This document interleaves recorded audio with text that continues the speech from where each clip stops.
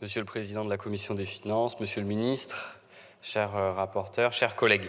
Le général de Gaulle le disait en 1945. C'est à l'État qu'il incombe de bâtir la puissance nationale, laquelle désormais dépend de l'économie. Celle-ci doit être dirigée, d'autant mieux qu'elle est déficiente, qu'il lui faut se relever et qu'elle ne le fera pas à moins qu'on la détermine. Durant la dernière campagne présidentielle, le président Emmanuel Macron lui-même a parlé de la nécessaire planification. Par sa présentation, son utilisation comme argument d'autorité, le plan France 2030 que nous étudions est sans doute le grand plan de ce gouvernement. Tout le monde espère que France 2030 est le grand plan de planification. Pour cause, France 2030, c'est 54 milliards au total. Au moment où l'on demande à chaque service public de faire des économies, où l'on passe en force ces économies par 49.3, il vaudrait mieux que cet argent soit utilisé avec parcimonie. Sinon, cela serait injuste pour les écoles, les hôpitaux et les Français à qui on demande la ceinture serrée. Face à nous, de grands défis, s'adapter au changement climatique, préserver notre souveraineté alimentaire, retrouver notre souveraineté industrielle et sanitaire. Mais vous qui nous parlez sans cesse d'innovation de rupture, quand on regarde le plan, il n'est quasiment jamais question de rupture.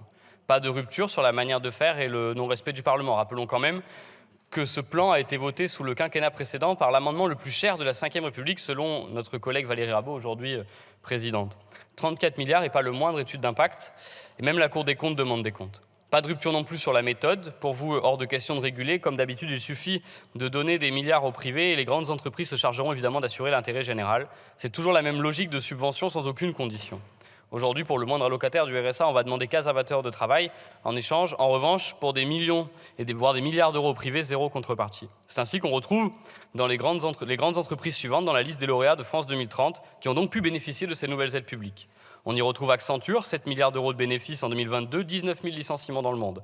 On y retrouve Nokia, 1,5 milliard de bénéfices, qui annonçait la fermeture de son usine à Trignac.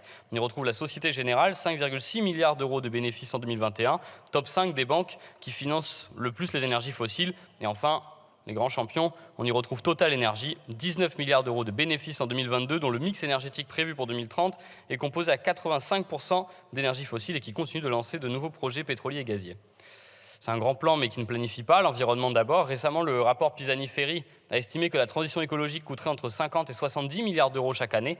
Le plan France 2030, c'est 5,5 milliards sur 10 ans pour la décarbonation de l'économie, 550 millions d'euros par an. Votre grand plan prévoit donc de répondre à 1% des besoins. Pour le moment, on estime que seuls 25% d'ailleurs des dépenses de France 2030 ont un impact favorable pour l'environnement. La réindustrialisation verte ensuite. Vous vous félicitez de la construction de nouvelles chaînes de production de batteries pour des voitures électriques, et c'est très bien.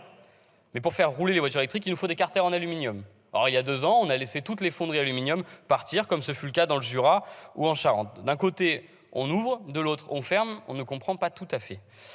La santé, enfin. Pour la santé et les médicaments, au moins, vous nous promettez de la rupture. Malheureusement, ce sont des ruptures d'approvisionnement. Ces derniers mois, elles se sont enchaînées par acétamol, amoxicilline, pilule d'IVG, Sabril pour l'épilepsie. En tout, on est à 3000 molécules qui ont manqué cet hiver. Donc, nous devons relocaliser. Il existe 400 médicaments d'intérêt thérapeutique majeur et France 2030 se propose d'en relocaliser à peu près 20. À ce rythme-là, il faudra donc 200 ans pour que nous soyons capables de produire tous nos médicaments stratégiques sur le sol français. Aussi, aucune régulation ni contrainte.